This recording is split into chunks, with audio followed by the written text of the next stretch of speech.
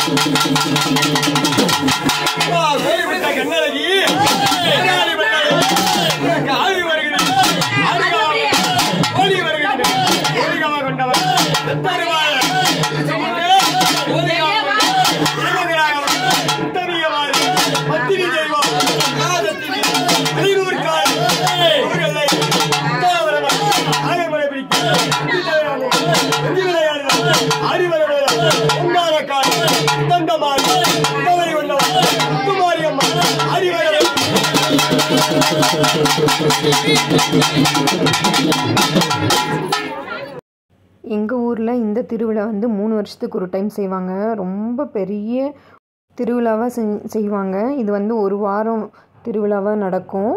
இந்த 1 வாரத்தில் எல்லா விதமான இதுவுமே இருக்கும். நையாண்டியிலேருந்து எல்லாமே, கரகாட்டம் எல்லாமே செய்வாங்க.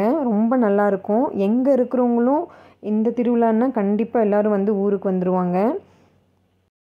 முத்துமாரியம்மனை எல்லை தெய்வம்னு சொல்கிறாங்க. இது ரொம்ப சக்தி வாய்ந்த தெய்வம். நம்ம ஏதாவது வேண்டி கேட்டோம்னா அதை கண்டிப்பாக நிறைவேற்றி வைப்பாங்க. அப்படி தான் எங்களுக்கு ஒரு வேண்டுதல் இருந்தது. அதுக்காக கெடா வெட்டுறோன்னு சொல்லிட்டு வேண்டிகிட்டு இருந்தோம். ஸோ எங்களுடைய வேண்டுதலும் நிறைவேறினதுனால நாங்கள் இந்த பண்டிகையில் கெடா வெட்டினோம். முத்துமாரியம்மனை நைட்டில், நாளைக்கு திருவிழான்னா இன்றைக்கி நைட்டே கொண்டு போய் ஆற்றங்கரையில் போயிட்டு ஜோடித்து விடிய விடிய காலையில் கரகத்தை ஊருக்குள்ளே கொண்டு வருவாங்க. கரகம் ஒரு ரொம்ப அழகாக இருக்கும் ஜோடிப்பு. ஊரில் பூஜையெல்லாம் வாங்கிட்டு நேராக கோயிலுக்கு வந்துடுவாங்க. அதுக்கப்புறம் அங்கே கெடா வெட்டுறவங்க, கோழி அறுக்கிறவங்க, இந்த மாதிரிலாம் வேண்டுதல் வச்சுருக்கிறவங்களாம் எல்லா வேண்டுதலையும் செஞ்சு முடிப்பாங்க.